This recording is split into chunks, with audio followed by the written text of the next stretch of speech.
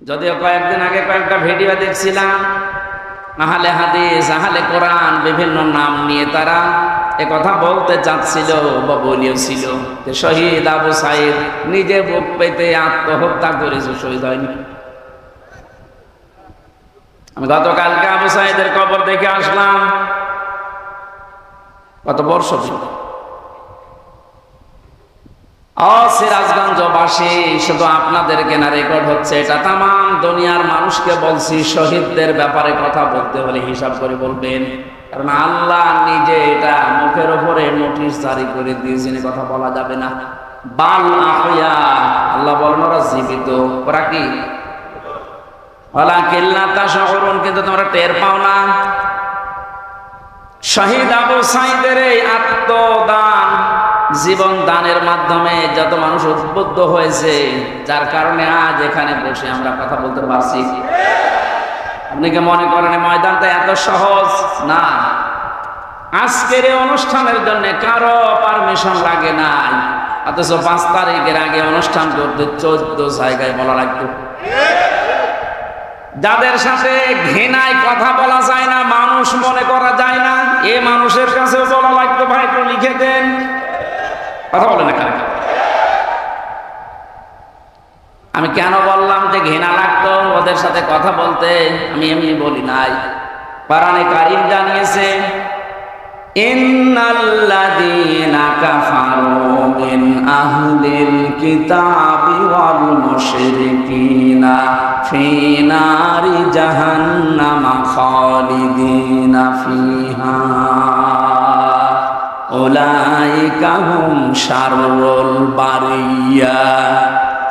এই আয়াতের ভেতরে আল্লাহ যে কথা জানিয়েছেন, নিশ্চয় যারা কিতাব পেয়েছে, আমরা যারা মুসলমান কিতাব পেয়েছি না পাইনি? আমাদের কিতাবের নাম বলেন। ইহুদিরা দাবি করে ওরাও কিতাব পেয়েছে তাওরাত, খ্রিস্টানরা দাবি করে ওরাও কিতাব পেয়েছে ইনজিল। 104 খানা সহিফা কিতাব মিলিয়ে আল্লাহ পৃথিবীতে দিলেন। এখানে যারা কিতাব পেয়েছে, কিতাব পাওয়ার পরে যে মানুষগুলো কুফরি করে, তার মানে কিতাবের কথা জানার পর গোপন করে রাখে। মুশরিক যারা পৃথিবীতে, এই মানুষগুলো জাহান্নামে থাকবে চিরকাল।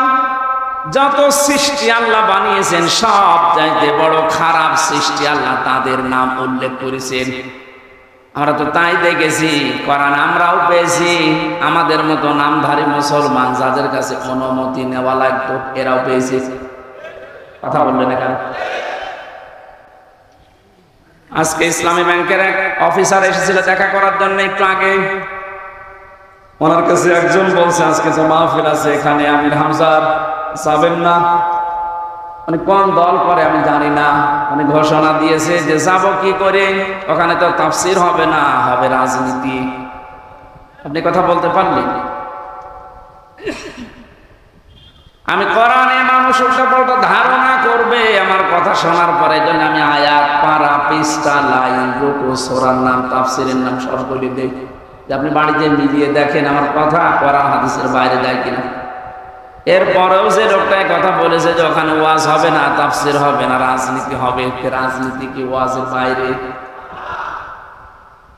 রাজনৈতিক জীবনে যারা ভুল করছেন, কোরআন আর হাদিস বাদ দিয়ে যারা রাজনীতি করে জাহান্নামে যাচ্ছেন, আপনাকে তো আমার বাঁচানো লাগবে। আপনি আরো বন্ধু মনে করে আসবেন তাড়াতাড়ি না, উল্টা পাল্টা ফতোয়া দিয়ে নিজেও আসেন না, মানুষের মন সন্দেহ তৈরি করেন। যিনি কথা বলেছেন তিনি ভুল পথে আছেন। আপনি এখন যদি তাওবা না করেন যে ওখানে গেলে রাজনীতি হবে, তাফসীর হবে না, আপনি যদি একটা সজ্ঞানে বলে থাকেন, আপনার ঈমান নষ্ট হয়ে গেছে। রাজনীতি এই শব্দটা কোরআনে নেই। বলেন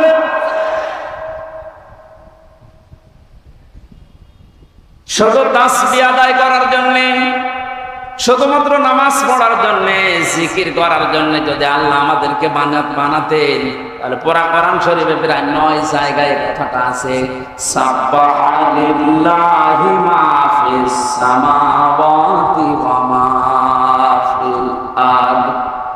আসমান আর জমিনে যা আছে সব সৃষ্টিগুলো আমি আল্লাহর তাসবিহ আদায় করছে। তো মানুষকে সৃষ্টি করার পরে তারাও তাসবিহ আদায় করছে, কথা আল্লাহ কোরআনে দেয়নি।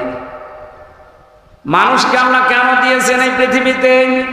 ইন্নী জাইলুন ফিল আরদি খলিফা, অবশ্যই জমিনে আমি প্রতিনিধি পাঠাবো, খলিফা।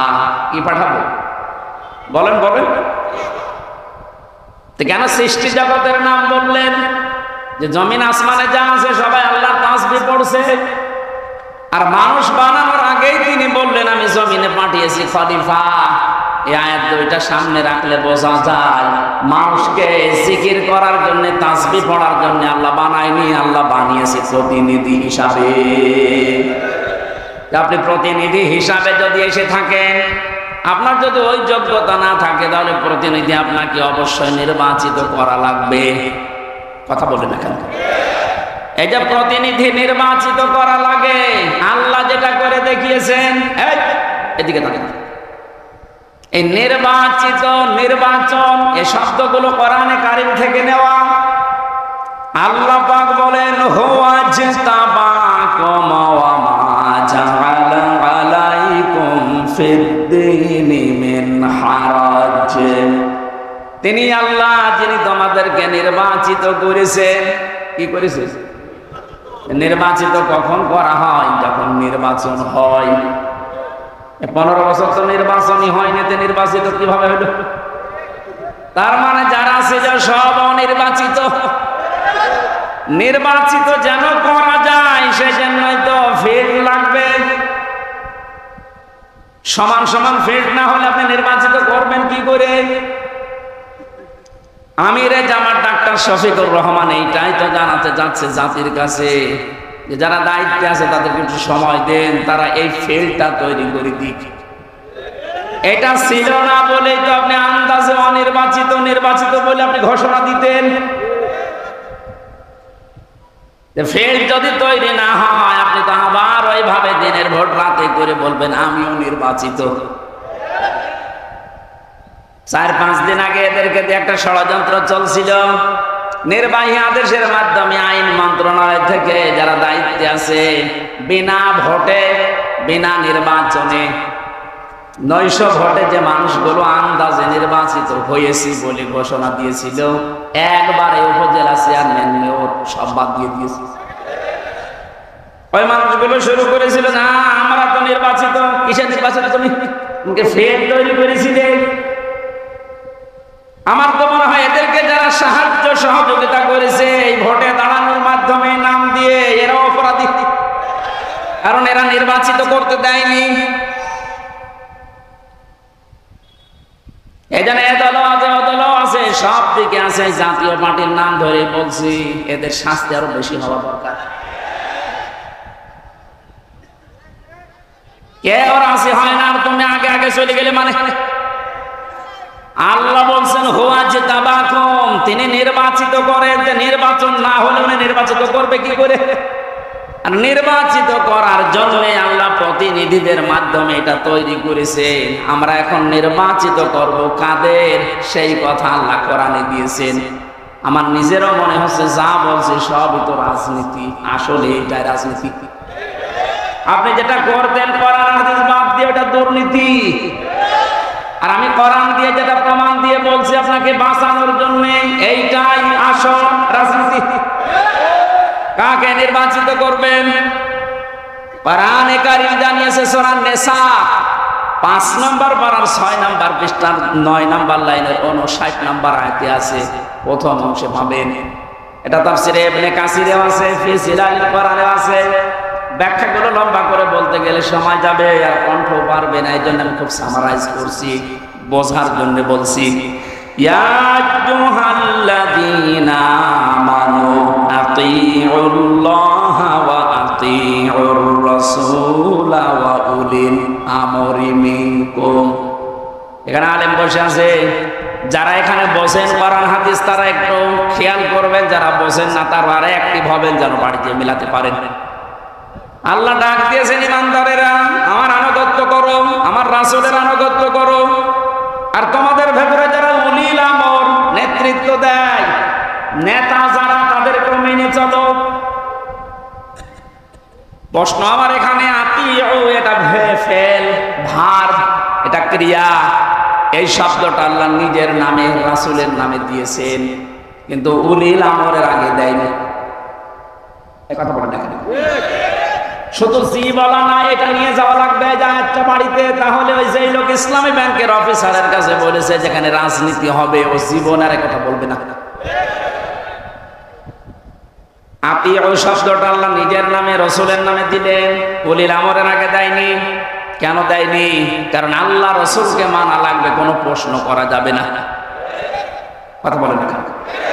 কিন্তু উলিল আমর যদি মেনে চলতে হয়, যেহেতু ওনারা, আল্লাহকে তো আপনি এখানে পাচ্ছেন না, রাসূলকে পেয়েছিলেন কিন্তু এখন নেই, কিয়ামত পর্যন্ত উনি আসবেন না, কিন্তু উলিল আমর তো আসবে।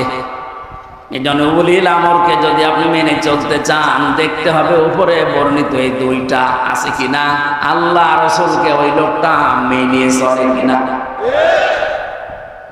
আপনি যাকে নেতা মানবেন, যার নেতৃত্বে চলবেন, যাকে আপনি নির্বাচিত করবেন, আমি এই শব্দগুলোকে বানাচ্ছি, হুয়া জিতাবাকুম, এ জিতেবা মানে নির্বাচিত করা। নির্বাচন না হলে, নির্বাচন না হলে নির্বাচিত করা যায় না। আল্লাহ তাহলে নির্বাচনের মাধ্যমে নির্বাচিত করেছেন আমাদেরকে। কোটি কোটি মানুষেরা উম্মত হওয়ার জন্য আশা পেশ করেছিল, আকাঙ্ক্ষা, কিন্তু আল্লাহ তাদের বাছাই করেনি। আল্লাহ শুধু আমাদের মতো মানুষগুলোকে উম্মতে মুহাম্মদী নির্বাচিত করেছেন। সুবহানাল্লাহ বলতে পারেন? মুসা নবীর মতো, ঈসা নবীর মতো এত বড় পাওয়ারফুল নবীরা আকাঙ্ক্ষা করেছিল যে আমরা নবী হয়েছি ভালো, কিন্তু নবী না হয়ে যদি মুহাম্মদ রাসূলুল্লাহ উম্মত হতে পারতাম তারপরও ভালো হতো। আল্লাহ বলেন না। একজনেরটা কবুল হয়েছিল হযরত ঈসা, এজন্য তিনি আসবেন দুনিয়ায় আবার নবী হয়ে না, উম্মত হয়ে। মুসা নবীর মতো এত বড় নবীর দোয়া কবুল আল্লাহ করেননি যে না তোমারটা হবে না। আপনি টের পাচ্ছেন যে নির্বাচিত হয়ে আমরা কত দামি জায়গায় আছি। ও বাংলার মুসলমানেরা, আজকে এই ওয়াজটা যদি আপনি বাড়ি নিয়ে যেতে না পারেন, এরকম ওয়াজ এক বছর পরে একদিন না, প্রতিদিন 24 ঘন্টা হলেও আপনার কোনো কাজ হবে না।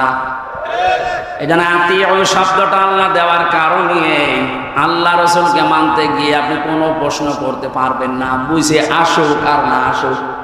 হয়তো আপনার স্বল্প জ্ঞানে বুঝে আসছে না, কথা বলেন না কেন? তা আল্লাহ আপনার চাইতে ভালো বোঝে না, বোঝে না। কিন্তু উলিল আমর যারা, এদেরকে মানতে হলে মাস্ট বি, অবশ্যই দেখা লাগবে লোকটা আল্লাহ রাসূলকে মেনে চলে কিনা। যদি মেনে চলে তাকে মানা ফরজ, যদি মেনে না চলে তাকে মানা হারাম। হযরত সাদ ইবনে আব্দুল্লাহ ইবনে সাদ রাদিয়াল্লাহু তাআলা আনহু বিবাহ করার পরে খোরমা বিলি করলেন, মিষ্টি বা খোরমা খেজুর। মোনাজাত কমপ্লিট হয়ে গেছে, বিয়ে শেষ, বাসর ঘরে যাবেন, হঠাৎ করে এক কাছের চিঠি নিয়ে এসেছে, ডাক দিয়ে বলে আব্দুল্লাহ খলিফাতুল মুসলিমিন হযরত ওমর চিঠিটা পাঠিয়েছে। উনি চিঠি খুললেন, ওখানে লেখা দেখলেন, ও আব্দুল্লাহ যেখানে থাকো আমি রাষ্ট্রের দায়িত্বে আছি, ওমর আমি তোমার উলিল আমর বলছি, আমি তোমার উলিল আমর বলছি, যেখানে থাকো চিঠি পাওয়ার পরে সঙ্গে সঙ্গে দেখা করো, তোমার জিহাদের ময়দানে পাঠাবো। উনি মুরব্বীদেরকে জিজ্ঞাসা করলেন, মুরব্বীরা বলে হ্যাঁ আপনি যান, কিন্তু বাসরটা শেষ করেন।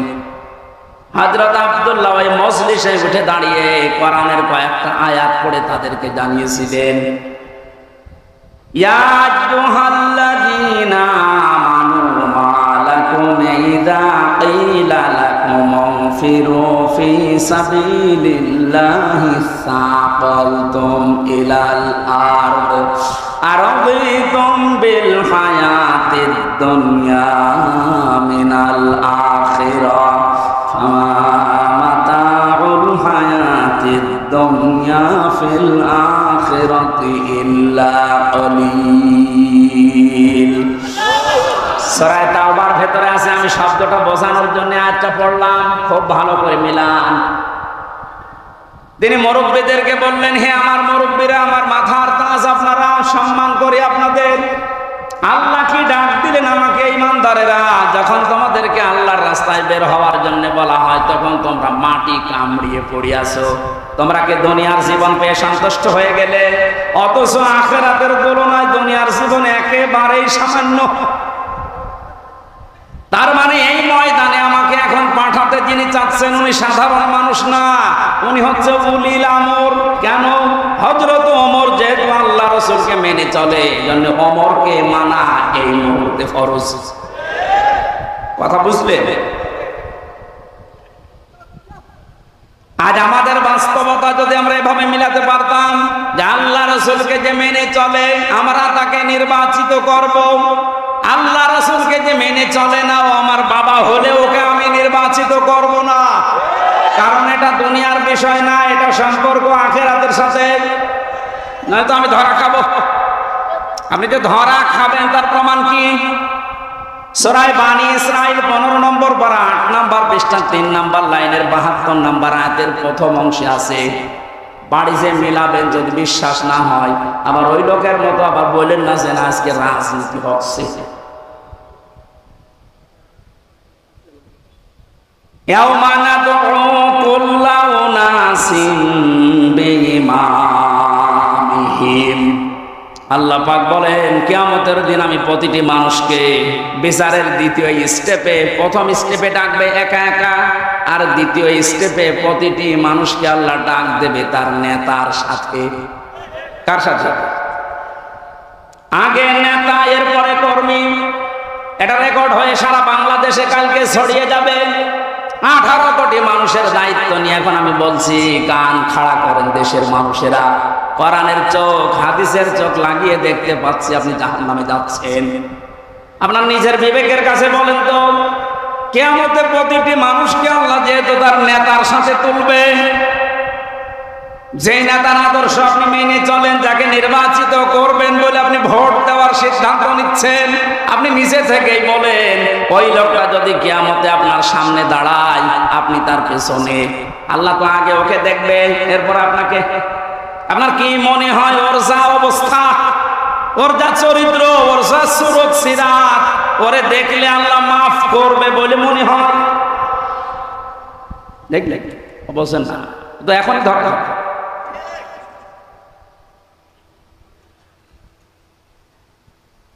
আপনি নিজে এখনই বললেন যে আমি যার পেছনে আছি, অন্তত যাকে নির্বাচিত করতে চাই বলে সিদ্ধান্ত নিচ্ছি, ভোট দেব বলে আমি মনে মনে করছি, এই লোকটার সাথে কিয়ামতে আল্লাহ ডাকলে আমারে মাফ করবে না, নিজে বলল। তাহলে ও ধরা খেয়েছে। কেরা বললো? হাত বলেন তো। আপনি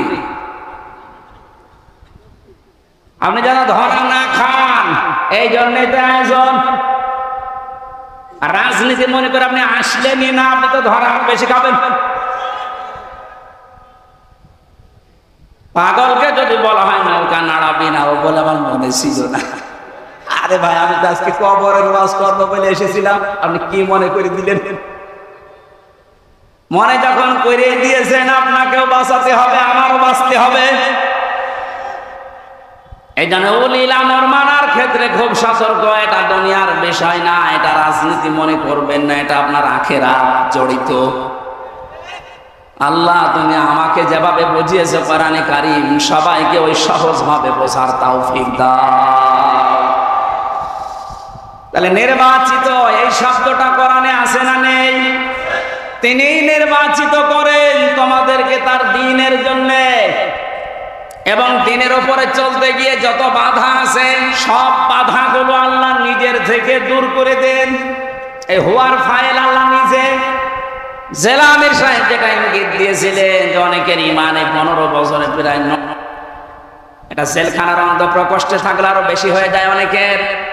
আমারও প্রায় কি হচ্ছে, এত কিছু হয়ে গেল, কিছুই করেন আল্লাহ। আল্লাহ বলেন দ্বীনের উপরে যদি সত্যই টিকে থাকতে পারো, যত বাধা বিপত্তি ঝড় ঝাপটা আসবে আল্লাহ নিজে ওইটা দূর করে দেবে। এটা যে আল্লাহ নিজে দূর করে দিয়েছে। আমরা অনেকে মনে করছি ছাত্রদের কারণে, না, আল্লাহ নিজে দায়িত্ব নিয়ে পাথর সরিয়েছে। ছাড়া এ পাথর সরানোর জন্য শুধু ছাত্ররা না, আল্লাহ যদি নিজে দয়া না করতো কখনো এ জালেম পালাতো না। ওর মনের ভেতরে আল্লাহ এত ভয় তৈরি করে দিয়েছে, দলীয় লোকগুলোকে বলিয়ে যাবে সে সময় পায়নি। মাঝখান থেকে এই পাগল এখন বিপদে আছে। আমার মনে হচ্ছে পাগলগুলো বেশি অত্যাচার করেছিল এই যে হারুন আঙ্কেল। হারুন আঙ্কেল ওনার নাম এখন সারা পৃথিবীতে জানে 3 ইঞ্চি। কি নাম দিয়েছে, মহিলারাও 3 ইঞ্চির খবর নেই। মেয়ে লোক সেও বলে 3 ইঞ্চি ধরা পড়েছে। 5 তারিখের পর থেকে আজকের এই 31 তারিখ পার হয়ে আজকের 1 তারিখ পর্যন্ত বারবার ঘোষণা দেখেছে আমাদের অভিভাবক যিনি, শুধু বাংলাদেশের না গোটা পৃথিবীর ইসলামী আন্দোলনের অভিভাবক তিনি এখন ডাক্তার শফিকুর রহমান। দূর থেকে উল্টাপাল্টা ধারণা করতে পারেন যে কি এমন উনি জেনারেল শিক্ষিত একটা ডাক্তার। আরে ভাই, তার ইখলাস জানেন, তার তাকওয়া জানেন, তার ইবাদতের খবর জানেন। আমি ছিলাম তার সাথে 4টা দিন।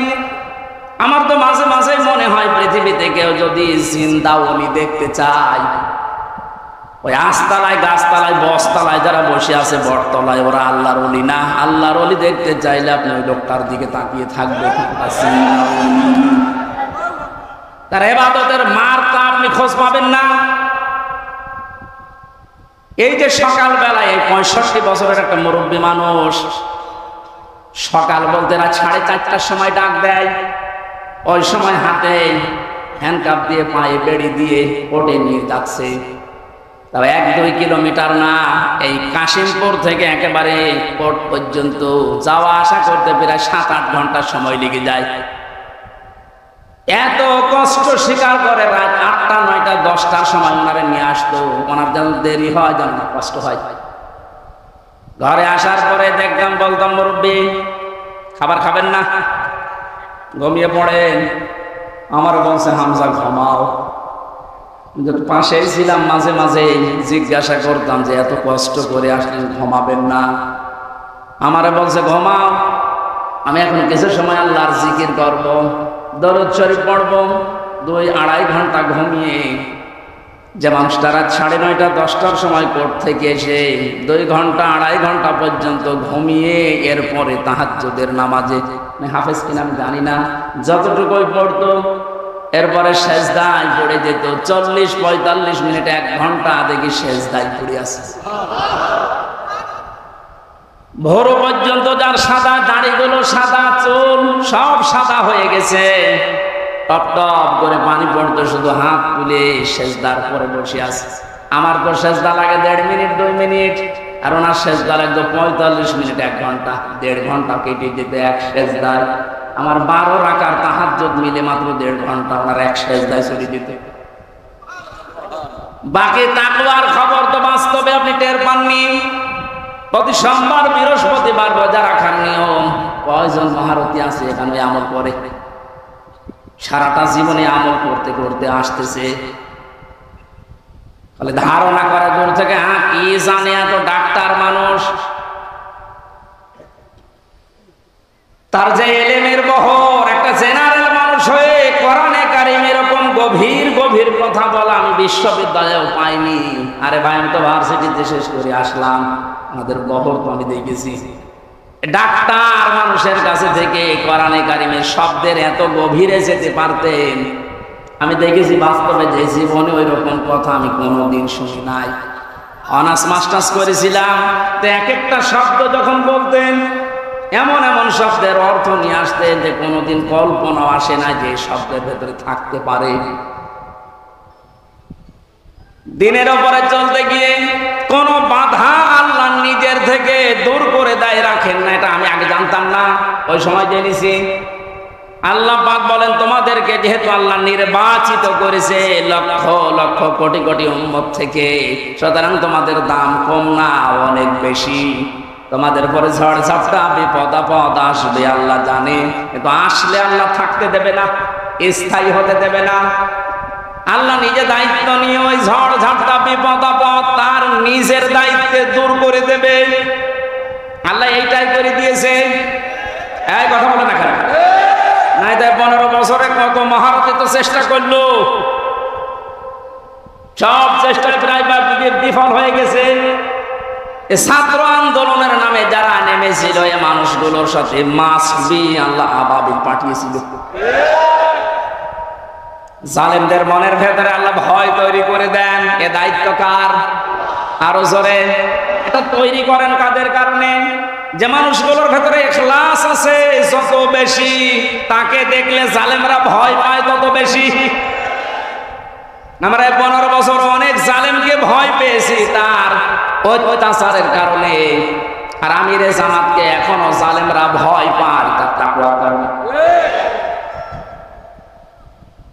বাংলার মুসলমানেরা, আমি যেটা বোঝানোর জন্য পর্যন্ত এসেছিলাম, শহীদ যারা হয় এদের নিয়ে যারা উল্টাপাল্টা ধারণা করেন, কোনদিন এই মুখ দিয়ে কথা বলবেন না যে ওনারা মরে গেছে, এমনি না, ওনারা জীবিত, কিয়ামত পর্যন্ত শুধু জীবিত এইটাই থাকবে। আমরা টের পাই না। এর পরের কথা আল্লাহ দিয়েছেন, মানুষ যেহেতু ধারণা করতে পারে, মুখে হয়তো বলে না, কিন্তু ধারণা করতে পারে যে মরে গেছে। আল্লাহ ধারণার উপর নোটিশ দিয়েছেন, ওয়ালা তাহসাবান্নাল্লাযীনা কুতিলু ফি সাবিলিল্লাহি আমওয়াতা বাল আহইয়াউন ইনদা রাব্বিহিম ইরযাকুন। সূরা আলে ইমরান 4 নম্বর পারা 11 নম্বর পৃষ্ঠা 9 নম্বর লাইনের 169 নম্বর আয়াত। এটা তাফসীরে কাবীরে পাবেন। আল্লামা ফখরুদ্দিন রাজি রহমাতুল্লাহ আলাইহি ব্যাখ্যা করতে গিয়ে লিখেছেন, ওই পৃথিবীর মানুষেরা মুখ দিয়ে তো বলবেই না, অন্তরে যেন এ ধারণাও কোনোদিন না আসে যে শহীদরা মরে গেছে। এটা ধারণাও করা যাবে না। বালাহিয়াউন, বরং তারা জীবিত, বরং তারা কি? আরো জোরে। ইনদা রাব্বিহিম ইরযাকুন, তারা তাদের রবের কাছে খাবার খাচ্ছে। শহীদ আবু সাইদের বাড়িতে গিয়েছিলাম, যে গরিব মানুষ, 6টা ছেলে ওনার, এটাই ছোট। ওনার বাবা মারে বলছিল যে অবস্থায় ওদের বাড়ি ঘর দেখলাম, আমার মনে হয় 3 বেলা পেট পুরে খাবার খাওয়ার মতো পরিবার না। আল্লাহ তার জীবনটা এত বেশি পছন্দ করেছিলেন, সাধারণভাবে মরণ দেয়নি। এত সাহস তার বুকের ভেতরে দিয়েছিলেন, জালেমদের সামনে জীবনটা দিয়ে শাহাদত বরণ করে কিয়ামত পর্যন্ত জান্নাতি খাবার খাবে। কোনো সন্দেহ নেই যে কিয়ামত পর্যন্ত আল্লাহ খাওয়াবে। কারণ যেহেতু মরে না, জীবিত থাকে, আর জীবিত থাকলে খাওয়া লাগে। খাওয়া লাগে না? আর খেলে রক্ত গোশত তৈরি হয়। খাবার খেলে মানুষের রক্ত গোশত তৈরি হয়। ওই দিন আমার মাহফিল, দিন রাতের বেলা গিয়েছিলাম ওখানে, রাত 9:30টার পরে অনুষ্ঠান ছিল আমার গাইবান্ধার গোবিন্দগঞ্জে। ওখানে এসে উঠলাম, জেলা আমির সাহেব এসে আমার বলছে, আমির হামজা, 1 মাস আগে এখানে সাব্বির নামে একামতে দিনের একজন, ওকে মেরে ফেলা হয়েছিল। 1 মাস পরে ওর কবর খুঁড়ে কবর ভেঙে গেছে বৃষ্টিতে। দেখলাম ওর কবরের ভেতর থেকে তাজা রক্ত পাওয়া যাচ্ছে। সিরাজগঞ্জবাসী, আল্লাহর কসম করে বলছি, কোরআনের আয়াত আমি 100% বিশ্বাস করি। শাহাদত বরণ করলে সত্যি এরা কিন্তু মরে না, এরা জীবিত। আর জেগে থাকলে যেহেতু খাওয়া লাগে, আর খেলে মানুষের রক্ত গোশত চর্বি চামড়া তৈরি হয়। 1 মাস পরে এই জন্য কবর ভেঙে যাওয়ার পরে দেখা যাচ্ছে ওর রক্ত, টাটকা রক্ত। তার মানে আল্লাহ 1 মাস তাকে না খাওয়িয়ে রাখে নাই। না খাওয়িয়ে রাখলে তো পাওয়া যেত না। কথা বলেন না কেন? একটা বাস্তব আর একটা প্রমাণ দিচ্ছি, হাদিস।